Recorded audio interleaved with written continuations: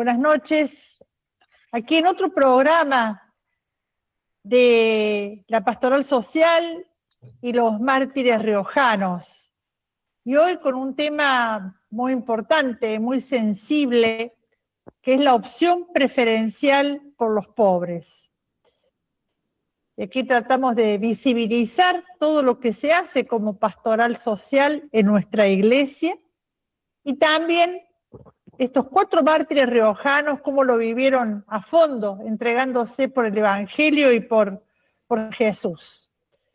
Como siempre le damos gracias a Radio María, a la gente que nos escucha, a la gente que aporta, a la puerta generosa que nos abrió el padre Javier Soteras, Adriana Gile, a nuestra ayudante de producción, Belén Negri, a nuestro operador, Federico Stucker. Así que aquí estamos junto con Ana Martínez. Yo soy la hermana Silvia Somaré, de las Hermanas Esclavas del Corazón de Jesús, y juntos con Ana formamos el equipo de comunicación de Pastoral Social Nacional. Hola Ana, ¿cómo estás? Buenas noches. Hola hermana, buenas noches. Qué alegría poder compartir otro miércoles con todos los oyentes. Ya estamos próximos a iniciar estas entrevistas. Los vamos a estar acompañando hasta las 22 horas en este programa que se llama Los Mártires Riojanos en la Pastoral Social. Y como decía la hermana, que es un fruto o una travesura del equipo de comunicación de la Pastoral Social. Esta noche vamos a estar conversando con Manuel Schneider y con Alejandro Gross. Así que, bueno, vamos directamente a conversar con ellos, ¿no, hermana? Y bueno, sí, porque tienen cosas lindas para contarnos. Los dos son comprometidos con este tema, ¿no? Con lo que es la opción preferencial por los pobres. Con Manuel conversaremos lo que es la opción en general y cómo él vive como laico todo esto. Y bueno, y después Alejandro nos contará algo de la opción preferencial por los pobres, el modo en que lo vivieron los mártires riojanos. Tengo el regalo de presentar a Manuel Schneider, con quien somos amigos hace más de 30 años, hemos compartido pastoral universitaria de Río Cuarto. Él es médico veterinario, es laico, es esposo, es papá, y siguiendo sueños juveniles, con otros grupos, con otros amigos, fundó la Granja Siquem, y actualmente es el director, está cerquita de la ciudad de Río Cuarto, de esa granja, y es algo muy, muy lindo, ¿no? Que luego vamos a escuchar, contado por Manuel. Y también estamos con Alejandro Gross, que también es laico, vive en La Rioja, es profesor de historia, es licenciado en Teología y Religiones Comparadas, es el coordinador de la Comisión Diocesana de los Mártires Riojanos, que tiene a su cargo todo este tema de cómo conmemoramos, cómo traemos a la memoria lo que pasó hace 50 años, y el director del recién creado Museo Diocesano Monseñor Angelelli en La Rioja. Bueno, vamos a comenzar a conversar con Manuel. Y Manuel, ¿cómo es que nace?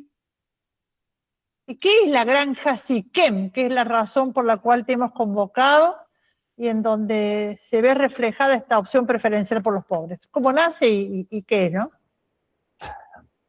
Se me ocurre primero una pequeña aclaración. O sea, si nos juntamos por primera vez en el 84, en la pastoral universitaria, si la matemática no me falla, vos estudiás economía, así que son mucho más de 30.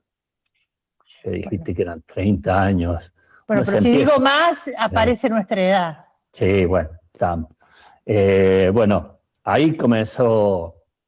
Yo tengo la bendición de haber podido hacer toda mi formación primaria, secundaria, universitaria en la universidad pública. Trabajo en la universidad pública, amo la universidad pública, y en ese espacio, viniendo de un pueblo muy chiquito, siendo primera generación de universitario, tuve la suerte de encontrar ese grupo de de locos bonitos que estaban en la pastoral universitaria.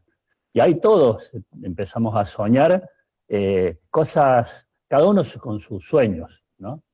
Y en ese sueño fue generándose Siquén como alternativa. Ese sueño que ya tiene más de 33 años, desde que empezamos a vivir en la granja con Patricia y nuestros 2 hijos mayores.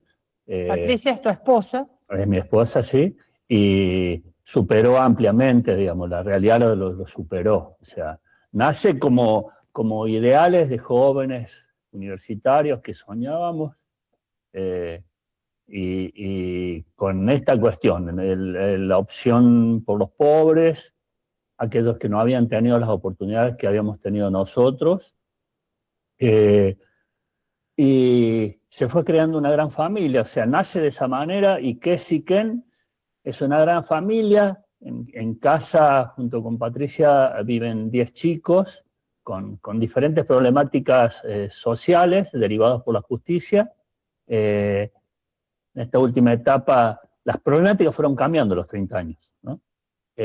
Viven con nosotros 7, 24, 365 días al año.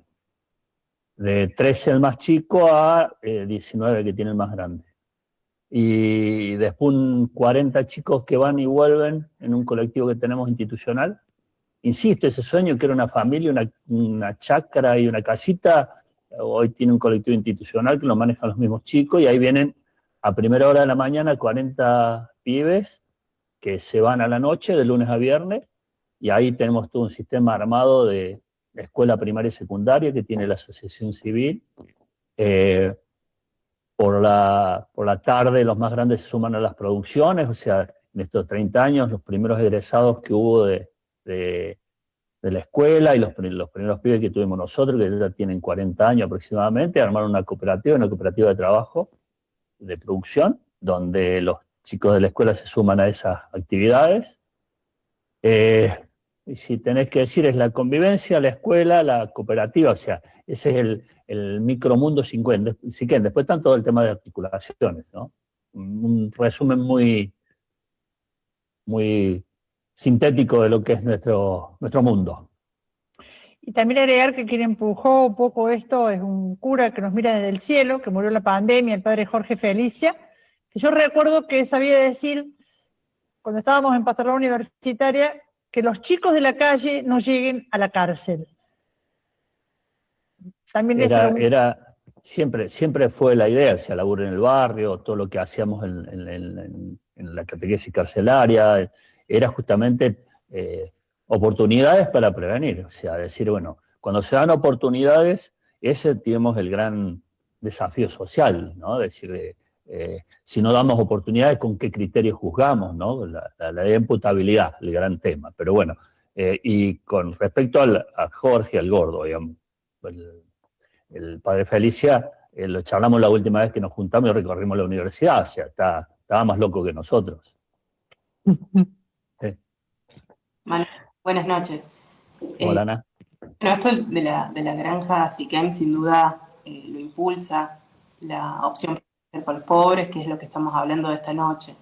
Pero ya vamos a volver a lo concreto. Ahora te invitaría a hacer como una vuelta interior y conceptual quizás también, y preguntarnos qué es la opción preferencial por los pobres. ¿De dónde nace? ¿Dónde nace de vos y dónde nace desde la iglesia? En mí nace de un contexto particular, familiar. Silvia conoce a mi vieja, digamos que es muy particular. Un pueblo muy chiquito, donde el pueblo termina siendo familia, y donde ahí empezás a ver las diferencias sociales, ¿no? Las oportunidades que algunos tenemos y que otros no. Después, esta oportunidad que tuve de sumarme a la pastoral, o sea, encontrás, o sea, el Evangelio casi que en su totalidad habla de la preferencia que Cristo tenía por los pobres. Francisco decía, me dicen comunista por lo que yo digo, y yo lo único que hago es hacer lo que dice el Evangelio. Le va dando sustento, digamos, a lo que uno por ahí tenía en las tripas, y bueno, obviamente que eso, llevarlo a la práctica desde la fe, facilita mucho, da mucha fuerza, da mucho andamiaje para mantenerse en el tiempo, y la opción por los pobres es tan simple como decir: lo que yo tuve, lo que tengo, lo que me gusta, lo que amo, llevarlo a la mayor cantidad de gente posible. Es eso. Y saber que hay gente que no ha tenido las oportunidades que nosotros tenemos. Entonces, hay una frase que solemos repetir siempre, es decir, si vos has tenido oportunidades y otros no, quiere decir que has tenido privilegios. Y los privilegios se deben honrar, y la forma de honrar es queriendo para los demás lo que a vos te gusta, no siendo, peleando con ese monstruo que tenemos adentro, que es el ego. En esto también, yo recuerdo en aquellas épocas que Angelelli lo habían matado hacía 8, 9, 10 años, y que se hablaba de que era un accidente, pero también recuerdo que nosotros nos movía mucho también Angelelli, su ejemplo y esta frase, un oído en el pueblo y otro en el Evangelio. Que sin darnos cuenta, a los 20 años, era todo un programa de vida, pero que nos llamaba la atención. Este obispo tan distinto, que se había embarrado y que, bueno, lo habían matado. Y en esto de la opción preferencial por los pobres, que nace en América Latina y que fue tomado por Puebla, por las diferentes asambleas latinoamericanas, bueno, le da mucha fuerza parecida, donde está Francisco ahí como jefe de redacción, está también Tucho Fernández, que ahora es el presidente del dicasterio de la doctrina de la fe, y después esto con Francisco, y ya un poco antes con Juan Pablo II, pero sobre todo con Francisco, tiñe todo el magisterio de la Iglesia, esta opción, esta mirada hacia los márgenes, esta mirada samaritana. Entonces, estos privilegios que vos hablas, Manuel, y demás, ¿cómo se vive cada día en Granja Siquem? Porque también en Granja Siquem se vive el Evangelio, se vive la espiritualidad. Entonces, ¿cómo se vive cada día en Granja Siquem esta opción preferencial por los pobres? ¿Y cómo se ha dado esto de que los chicos que han egresado, digamos, de la granja, siguen como continuando un circuito de retroalimentación hacia la dignidad humana? La vida de Siquem con los chicos es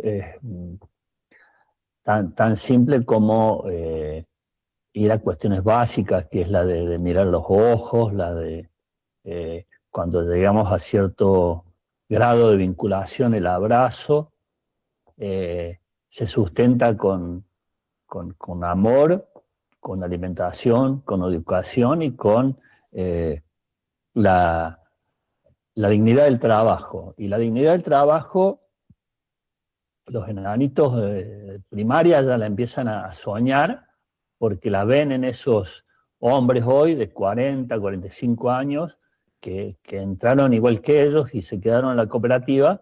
Entonces son sus espejos, ellos quieren ser como ellos. Entonces, la primaria tiene una huerta comunitaria, donde se empieza a trabajar el concepto de cooperativismo, y ya los chicos más avanzados se empiezan a sumar en las producciones. Entonces, es decir, el contexto, la contención, el afecto, la educación, el trabajo van generando esa dignidad humana. Y esa dignidad humana los llena tanto de orgullo, que los más fuertes quieren quedarse para ayudar a sus iguales, digamos, ¿no? Por eso se quedan esos chicos y esos hombres hoy, ¿no? Que son ejemplo en contextos barriales muy complejos donde varias generaciones donde no se ve a la gente trabajando, entonces pasan a ser referencias barriales, entonces transforman su comunidad. Entonces es todo un trabajo donde se abordan puntualmente esos 50 chicos, pero hay todo un trabajo de articulación con otras organizaciones y con estos cooperativistas que articulan en otras instancias y que vuelven a sus barrios como fuentes de que puedan soñar, principalmente las mamás que son las responsables de estos niños, de estos jóvenes, que puedan decir, mira, tenés que hacer como Juan, como Pedro, que mira que van, se levantan, y qué sé yo, para ir el domingo a Banda Norte al baile de cuarteto no necesitan mandarse una macana, sino que tienen su moneda en el bolsillo para pagar la entrada. Manuel, y vos hablabas de la dignidad del trabajo y también de la dignidad humana. ¿Cómo es para vos y cómo se imprime en tu alma, en tu espiritualidad, en tu piel, el reconocimiento de la dignidad humana en el otro, pero también cómo se imprime en estos chicos el reconocimiento de la dignidad humana, reconocerla entre ellos? Primero, tienen que ellos empezar a verse, digamos que es algo que se les ha quitado, ¿no? Ellos no se ven, ellos no se valoran, ellos la vida los ha llevado a que por ahí no tengan una valoración de ellos mismos. Entonces, ayudarlos a eso, ayudarlos a que entiendan su historia, que la entiendan para desde ahí poder construirse, y se empiezan a construir. Una vez que se empiezan a construir, hablar del hermano, ¿no? del igual, del contenernos entre nosotros. Esa es otra herramienta también para ir construyendo.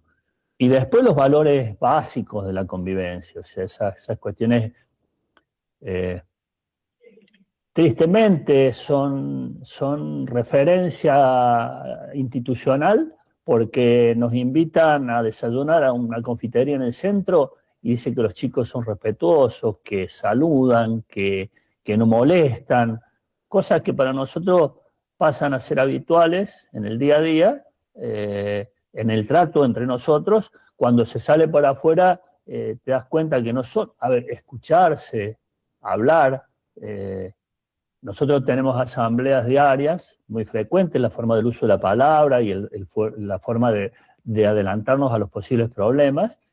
Y una asamblea, hoy la manejó Noa, que tiene 12 años, en el comedor comunitario, que somos 60, y le toma asistencia a sus compañeros, los docentes, y les da la palabra a las visitas.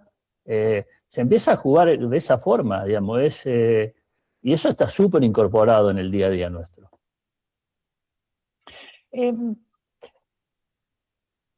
Saliendo de la granja Siquem,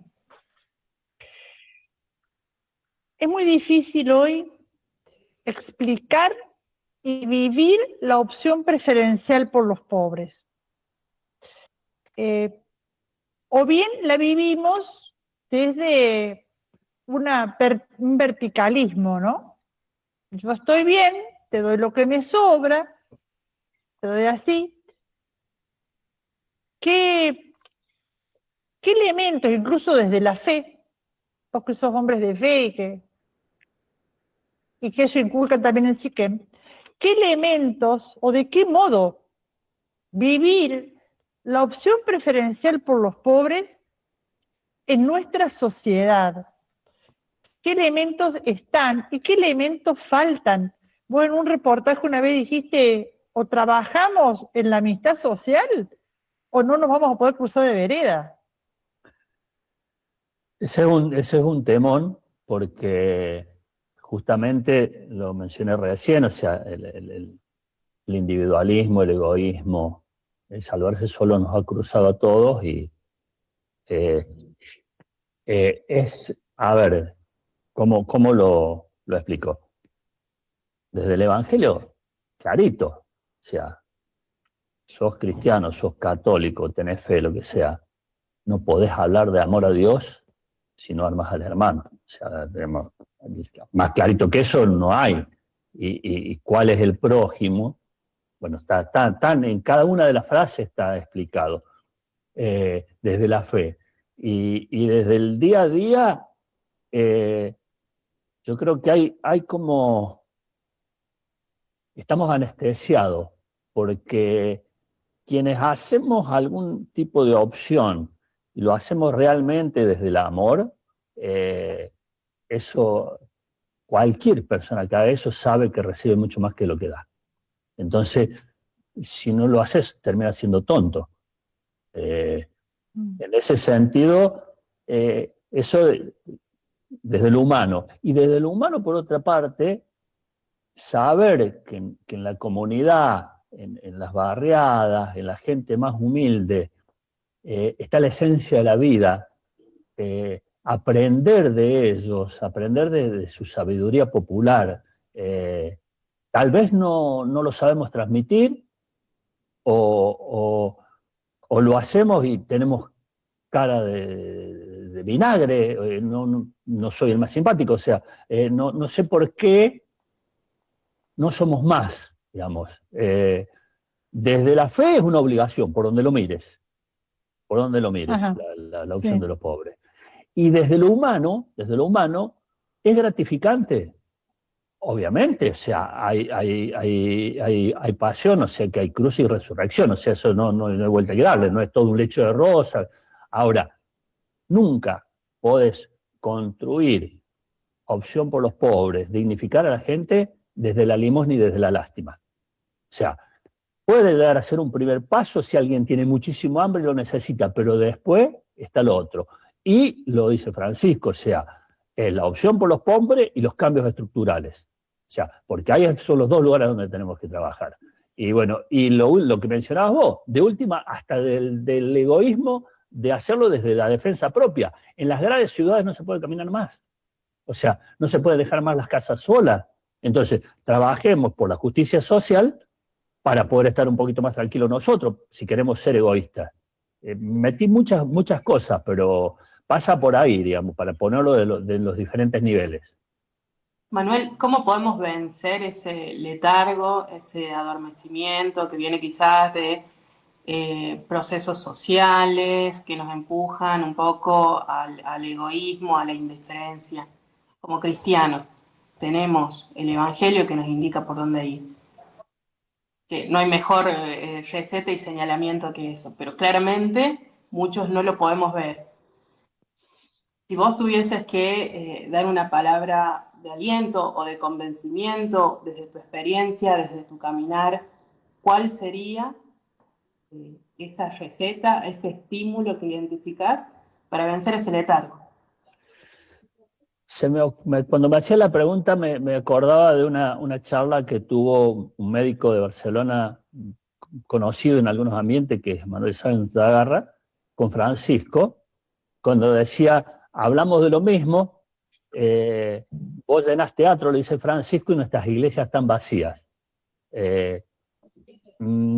A la vez me toca pasar por ahí, por algunos templos donde hay 4 o 5 autos, y paso por los templos que quedan camino a la ciudad, de iglesias evangélicas que están llenas. Digo, eso tiene que ser una interpelación, decir, bueno, ¿qué está pasando ahí?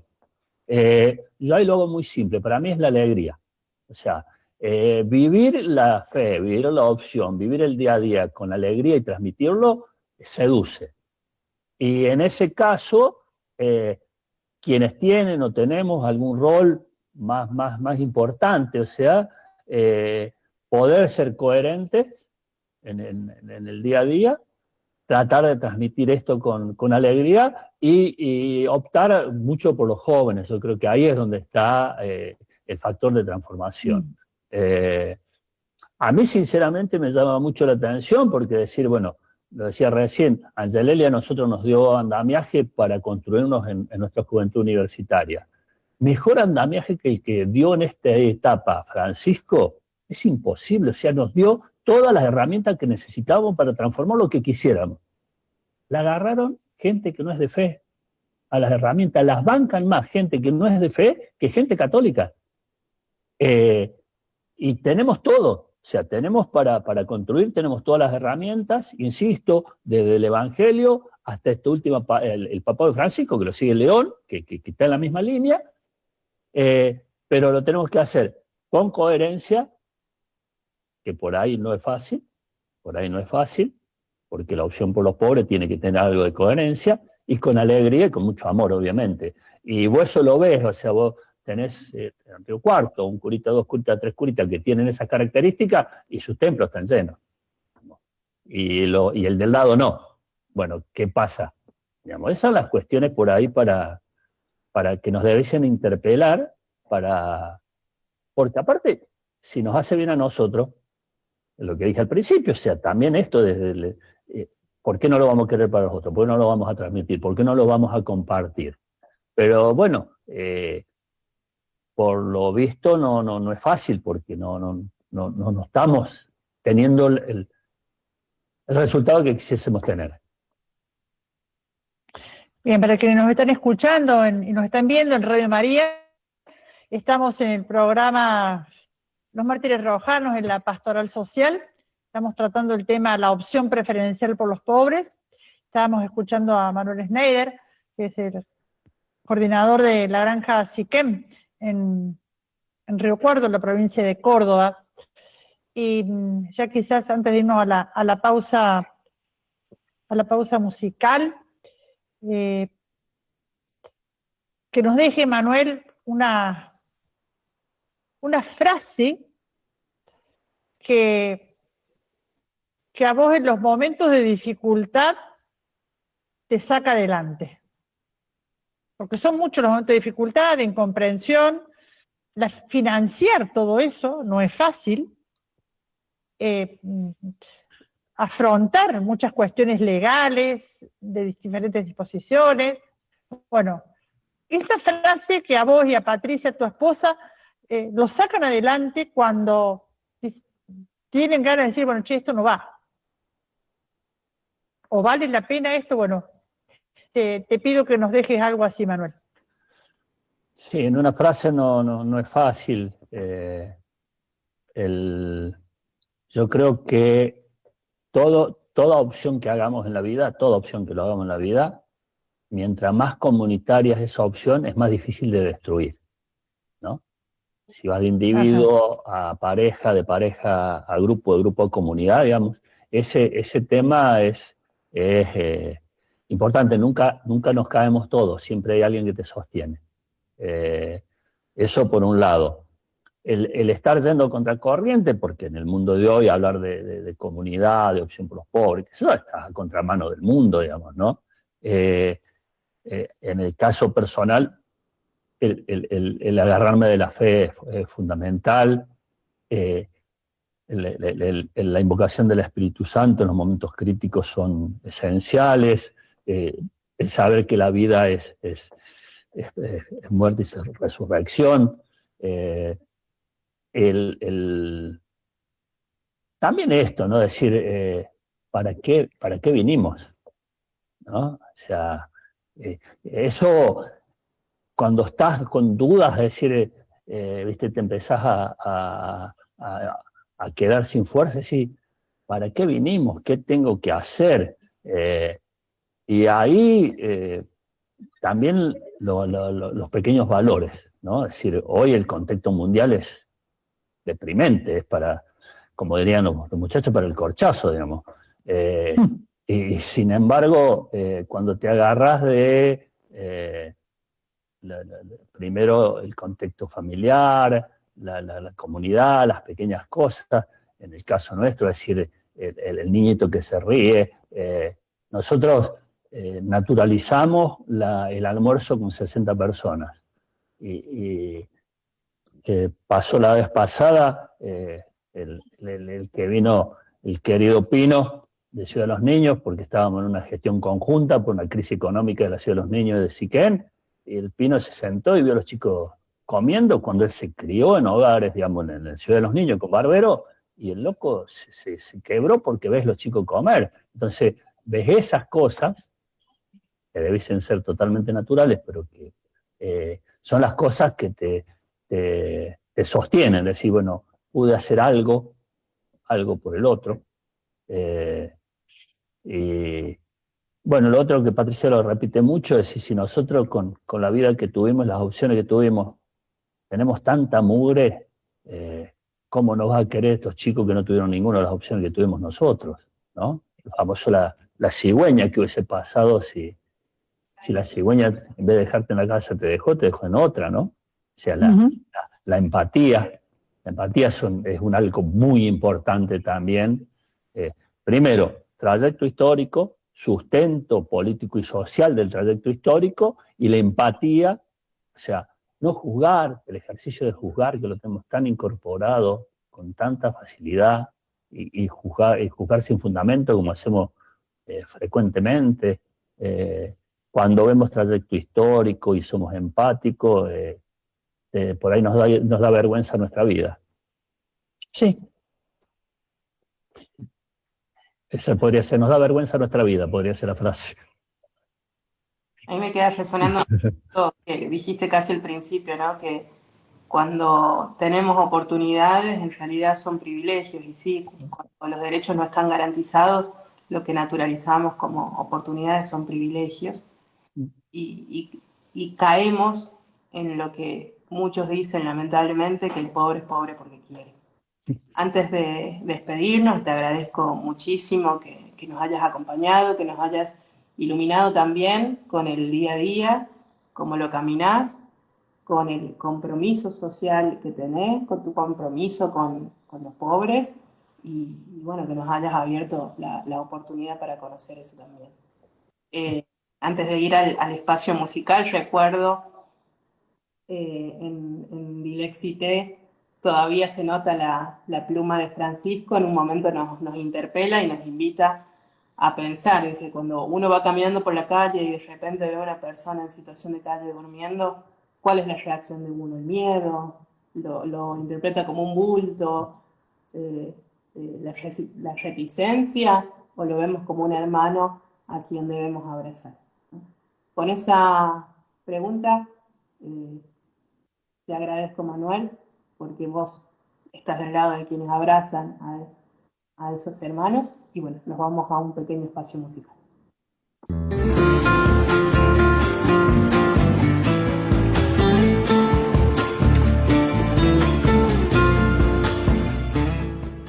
Bueno, seguimos aquí en este programa que ya llevamos casi 2 meses, que habla de la pastoral social y de los mártires riojanos. ¿Por qué los mártires riojanos?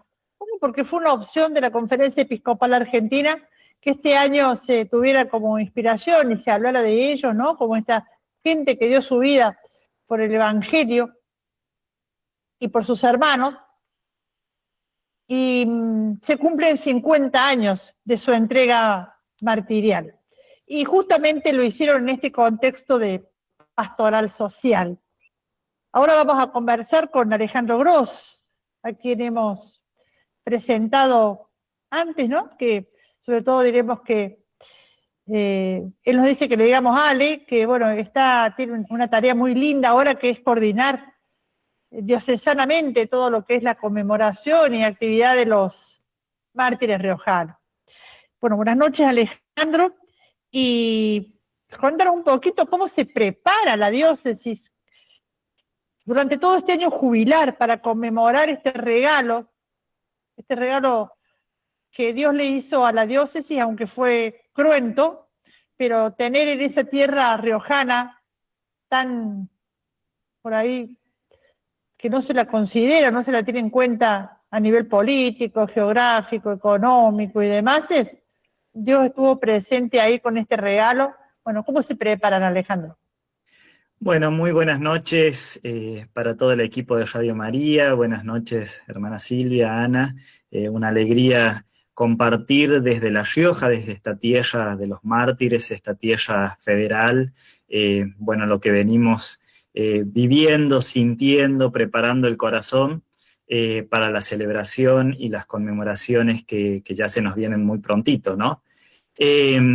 Este año, como diócesis de La Rioja, estamos viviendo un año jubilar, ¿no? Un año jubilar que comenzó el 1 de enero, terminará a fin de año, y que tiene como objetivo poner en vilo a toda la diócesis para ir preparando el corazón, para celebrar esta entrega fecunda de nuestros mártires riojanos, que como decía la hermana Silvia, recordamos, hacemos memoria en medio de un contexto doloroso, cruento, como lo fue la última dictadura militar, pero miramos desde los ojos de la fe esta semilla, este grano de trigo que cae en tierra, que muere y que dio muchos frutos, ¿no? Y hasta a lo largo de estos 50 años hemos vivenciado los frutos de la semilla fecunda de nuestros mártires.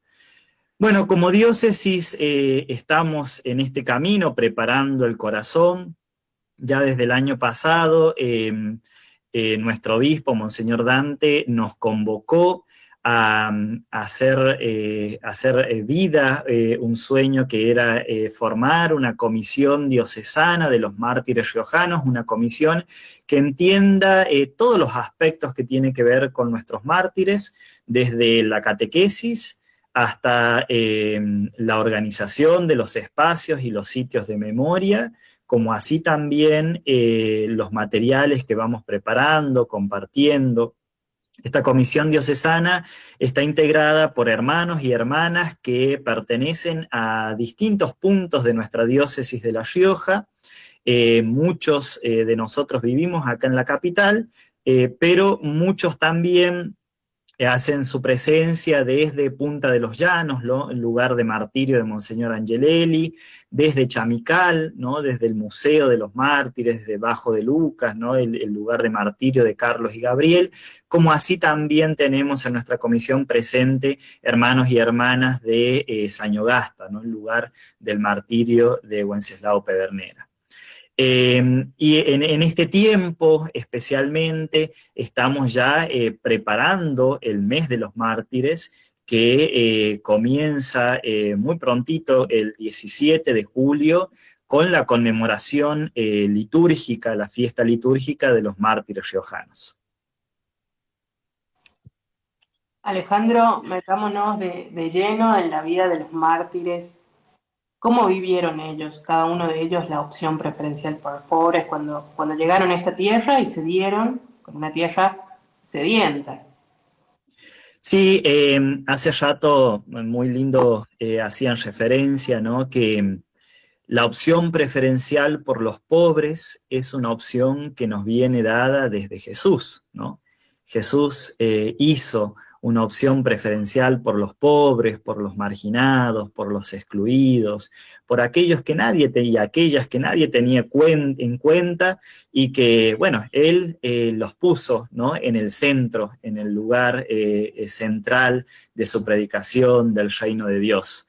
La opción preferencial por los pobres nos viene de Jesús, nos viene especialmente de la reflexión del Concilio Vaticano II, nos viene también de la reflexión de la Segunda Conferencia Episcopal Latinoamericana de Medellín, ¿no? Donde la Iglesia en Latinoamérica fue haciendo un camino en esta reflexión teológica, pastoral, eclesial, sobre la opción preferencial por los pobres, ¿no? Que fue como desarrollándose en todo el magisterio de América Latina. Cuando nosotros hablamos de la opción preferencial por los pobres en cada uno de nuestros mártires, hacemos referencia, diría yo, a uno de los ejes centrales de su mística y de su compromiso. Cuando hablamos de Monseñor Enrique Angelelli, sin duda, ¿no? Estamos hablando de un obispo conciliar, un obispo que participó en 3 de las 4 sesiones del Concilio Vaticano II, que presenció las discusiones conciliares, que ya finalizando la 4ª sesión del Concilio Vaticano II, firmó junto a otros obispos de todo el mundo el Pacto de las Catacumbas en la iglesia de Santa Domitila en Roma, donde se comprometían como obispos a seguir de cerca el mensaje de Jesús, viviendo pobremente, ¿no? Viviendo entre los pobres, como los pobres, sin hacer ostentaciones de títulos ni de riquezas. Bueno, Angelelli firmó ese pacto y lo hizo vida, ¿no? Cuando hablamos, recién hacía referencia a la segunda conferencia del Episcopado Latinoamericano que se reunió en Medellín. Angelelli no participó en esa conferencia porque justo cuando era la apertura de la conferencia episcopal en el 68, el 24 de agosto del 68, que era la apertura de esta segunda conferencia, Monseñor Angelelli estaba asumiendo la diócesis de La Rioja, ¿no? Ese mismo día. Es como providencial que en Medellín esto de la opción preferencial por los pobres, y Angelelli justamente ese mismo día estaba asumiendo la diócesis de La Rioja.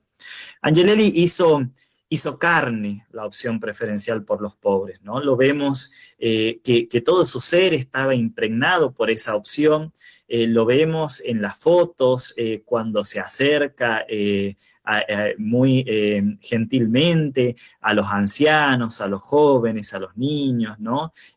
Recuerdo que un amigo que ya no está entre nosotros, Rafael Cifre, él me sabía decir que cuando lo veía Angelelli con los ancianos, era un anciano.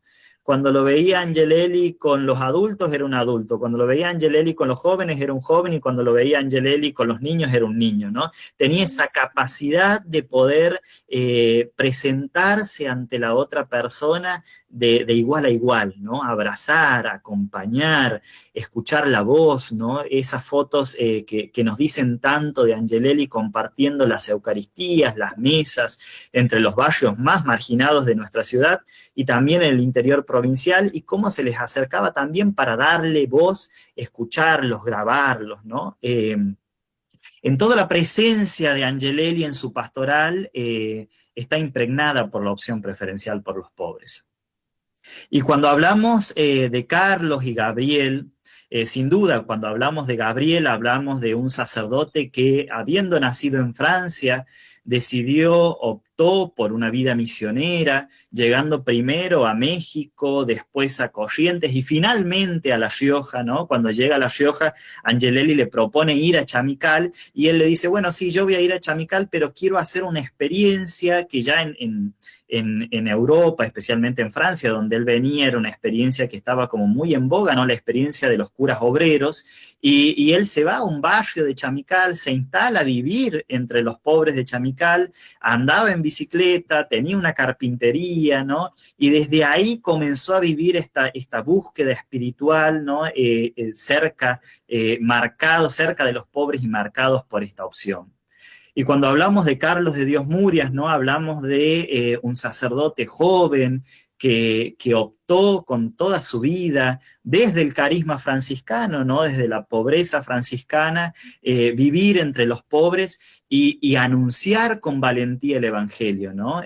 La voz profética de Carlos, con su corta edad, ¿no? Todavía resuena en nuestros corazones, en esta diócesis, en Chamical, ¿no? En esto que ya en tiempos de persecución, él decía, ¿no? Podrán acallar la voz de este sacerdote, podrán acallar la voz del obispo, pero nunca podrán acallar la voz del Evangelio, ¿no? Los dos hicieron como carne también esta opción desde su vida, desde su profetismo, desde su forma de abordar la pastoral. Y cuando hablamos de Wenceslao Pedernera, sin duda, ¿no? Sin duda también hablamos de un laico, de padre de familia, campesino, compañero de las personas que trabajaban la tierra, que hizo opciones, ¿no? El otro día conversábamos con el padre Dante, con el obispo Dante, y decíamos, ¿no? De Wenceslao que era un hombre dócil al Espíritu Santo, ¿no? Como él, que nació en San Luis, escuchó esa búsqueda y se fue a vivir a Mendoza. En Mendoza construyó su familia y decidió dar una vuelta de timón, ¿no? Escuchando la voz del Espíritu Santo, y se vino a vivir a La Rioja, ¿no? Y acá en La Rioja después de toda la experiencia que se había hecho con el movimiento rural, con la experiencia de Codetral, se instalan en Vichigasta, en el campo La Buena Estrella, a trabajar la tierra, después se van a vivir a Sañogasta, crean otra cooperativa, donde el centro era trabajar con los pobres, ¿no? Trabajar por la promoción integral de las personas, ¿no? Un gesto muy lindo que Coca me solía contar y la gente de Sañogasta todavía lo tiene como muy vívido, que lo que esta cooperativa NECAS y especialmente ellos en su familia cosechaban, ellos a veces solían dejar una canastita afuera, ¿no? En la puerta de la casa, con zapallos, con maíz, con nueces, para compartir con aquellos que necesitaban y que no se animaban a golpear la puerta y pedir, pero sí pasaban por ahí y se llevaban lo que necesitaban, ¿no? Ese corazón generoso también de toda la familia Pedernera, ¿no? Y respecto a eso, yo doy fe, y siempre lo repito, lo he puesto en el libro que escribí, que se llama Coca y Güense, siempre lo repito, que tanto Coca como sus hijas viven con el mismo estilo de vida y en la misma casa, sobre todo Coca, donde vivió con Wenceslao, y que no usó prerrogativas de derechos humanos ni de víctima, sino que para conseguir un puesto, para conseguir dinero, sino que ella sencillamente siguió con esta opción que primero tuvo ella y después lo llevó a la iglesia a Güense, ¿no? Coca risueñamente me ha dicho a mí alguna vez, con Güense nos llevamos a los tirones. Yo lo tiré a la iglesia católica, porque bueno, sabemos que Güense no quería casarse por la iglesia, yo lo tironeé a la iglesia católica y él me tironeó a La Rioja. Con esta pincelada que vos has dado de cómo vivieron cada uno de los mártires, la opción preferencial por los pobres, ¿qué ves vos, Alejandro, que vivís en La Rioja, que estás en el día a día? Esa semilla, ¿qué semillas de esos 4 hombres, de esos 4 beatos, están germinando, están prendiendo, están dando fruto como el granito de mostaza en la diócesis de La Rioja?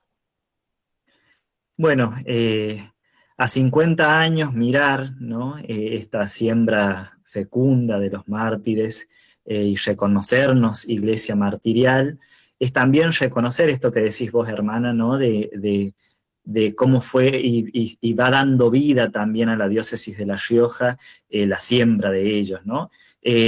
Yo lo veo muy especialmente en nuestra iglesia que está como diócesis cercana a los changos y a las chicas que sufren problemáticas de adicciones, a una iglesia cercana a las infancias, a una iglesia que construye vida en nuestros barrios, ¿no? Uno piensa en experiencias que se están haciendo, por ejemplo, allá en Casa Angelelli, acompañando desde formación laboral, desde inclusión educativa, acompañando a los jóvenes con problemáticas de adicciones, a las infancias tan desprotegidas, ofreciéndole un lugar, una merienda, ¿no? También las experiencias que se están haciendo, por ejemplo, en el barrio de los obreros, ¿no? Que hay también otro hogar de Cristo que va acompañando la vida de las personas que más necesitan.